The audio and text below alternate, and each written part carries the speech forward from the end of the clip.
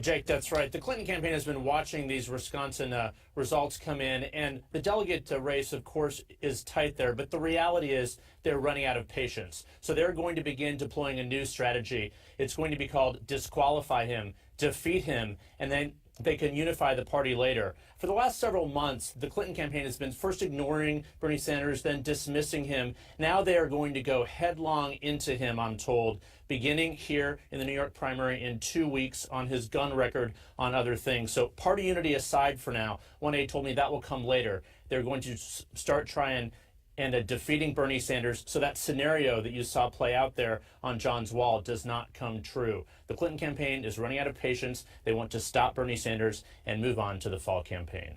Says the Sanders campaign has been destructive to the point that it's not productive to Democrats and it's not productive for the country. Pulitzer Prize-winning journalist Carl Bernstein, author of A Woman in Charge, The Life of Hillary Rodham Clinton. So it's an astonishing statement that she made. First of all, Hillary Clinton needs Bernie Sanders, and she needs his following, his movement, especially if Donald Trump is going to be the nominee. He's going to run a slash and burn campaign, and without those young people, and also Sanders has moved Hillary on the issues where she never wanted to be. Yeah. But her positions on the issues are now really Sanders' positions by and large. And to call that destructive, if that's destructive, she's self-destructed. Wow. I'm just not going to, I feel sorry sometimes for the young people who, believe this. They don't do their own research. And I'm glad that we now can point to reliable, independent analysis to say, no, it's just not true. Do for them and how you can get it done, how you can produce results that'll make a positive difference in people's lives. Don't make promises you can't keep. Know what you want to achieve and then bring everybody together to get the results. And that's what I'm going to do in New York, across the country, and if I'm so fortunate, as president. Do you believe this morning that Bernie Sanders is qualified and ready to be president of the United States? Well, I think the interview raised a lot of really serious questions. And I look at it this way. The core of his campaign has been break up the banks, and it didn't seem in reading his answers that he understood exactly how that would work under Dodd-Frank, exactly who would be responsible, what the criteria were. And, that means you can't really help people if you don't know how to do what you are campaigning on saying you want to do. So is he? Is he qualified? I know there are a lot of examples of where he came up short, and the interviewers were having to repeat questions. So the question, and I'm serious, if you weren't running today and you looked at Bernie Sanders, would you say this guy is ready to be president of the United States? Well, I think he hadn't done his homework, and he'd been talking for more than a year about doing things that he obviously hadn't really studied or understood, and that does raise a lot of questions. And really what it goes to is for voters to ask themselves, can he deliver what he's talking about? Can he really help people? What do you think? Can he help our economy? Can he keep our country strong? Well, obviously, I think I'm by far the better choice. But do you think he is qualified, and do you think he is able to deliver on the things he is promising to all of these Democratic voters? Well, let me put it this way, Joe. I think that what he has been saying about the core issue in his whole campaign doesn't seem to be rooted in an understanding of either the law or the practical ways you get something done.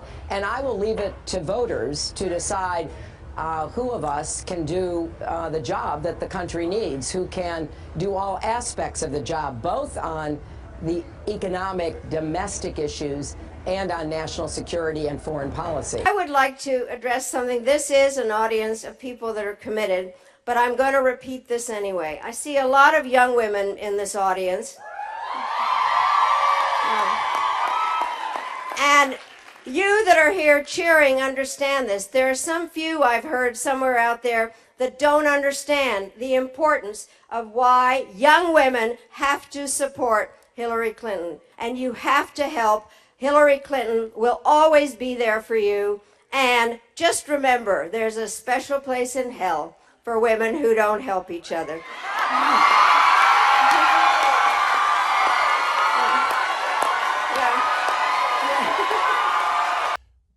let's just leave it at, you'd have to be a pretty bad person to imply that someone doesn't mind those kids getting killed.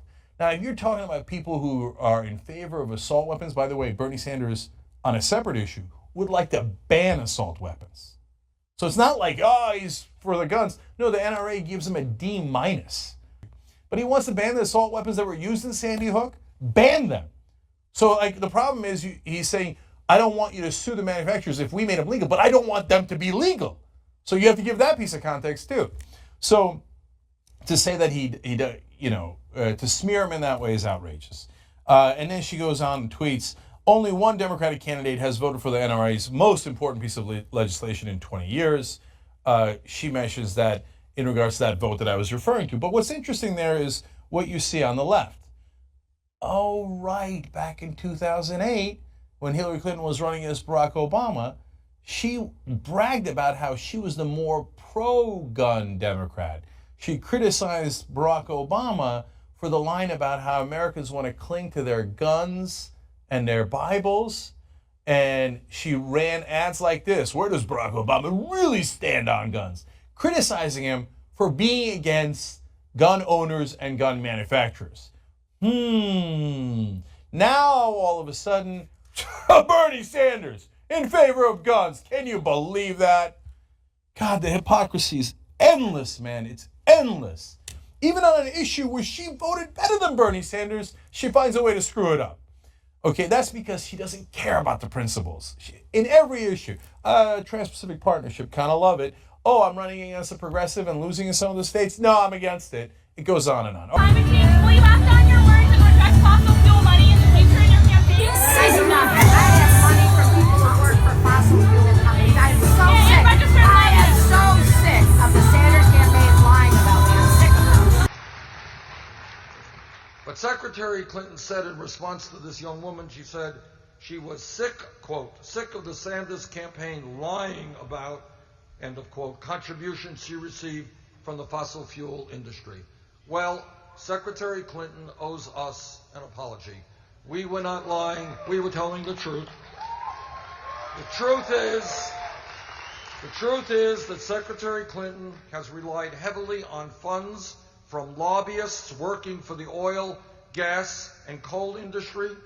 According to an analysis done by Greenpeace, Hillary Clinton's campaign and her super PAC have received more than $4.5 million from the fossil fuel industry. In fact, 57 oil, gas, and coal industry lobbyists have directly contributed to her campaign, with 43 of them contributing the maximum allowed for the primary.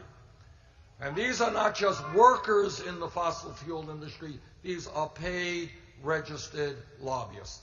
Secretary Clinton, you owe our campaign an apology. We were telling the truth. You were against same-sex marriage, now you're for it. You defended President Obama's immigration policies, now you say they're too harsh. You supported his trade deal dozens of times. You even called it the gold standard. Now, suddenly last week, you're against it. Will you say anything to get elected? Well, actually, I have been very consistent over the course of my entire life. I have always fought for the same values and principles. Do you think New York State should recognize gay marriage? No. No. Okay.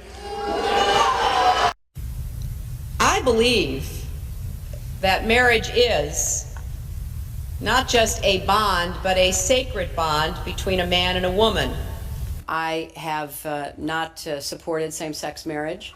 I have supported civil partnerships and contractual relationships. I support marriage for lesbian and gay couples.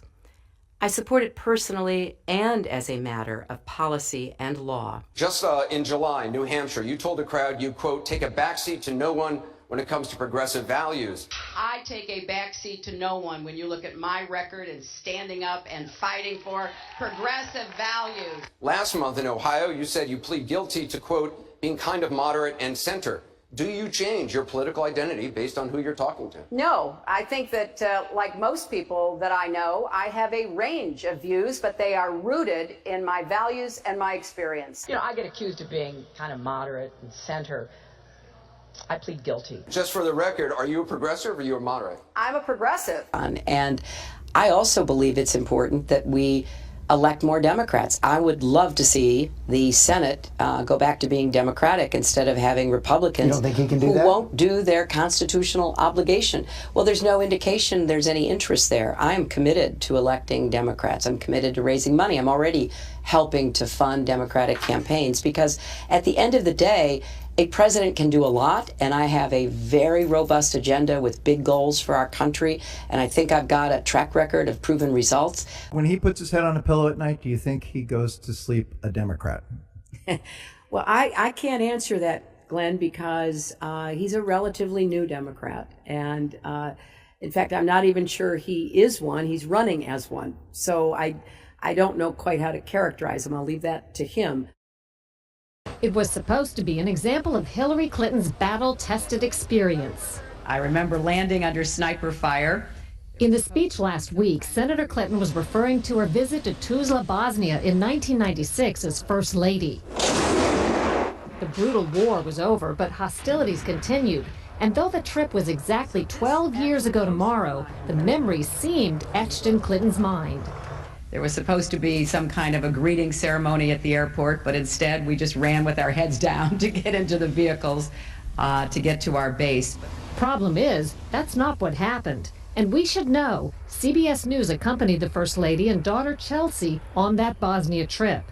That's Senator Clinton talking to me on the military flight into Tuzla. And these are the pictures we recorded of the greeting ceremony when the plane landed. Compare that to Senator Clinton's account. I remember landing under sniper fire. There was no greeting ceremony, and we basically were told to run to our cars. Now that is what happened. Thank you. There was no sniper fire either when Senator Clinton visited 2 Army outposts where she posed for photos, and no sniper fire back at the base, where she sang at a USO show starring Sinbad and Sheryl Crow.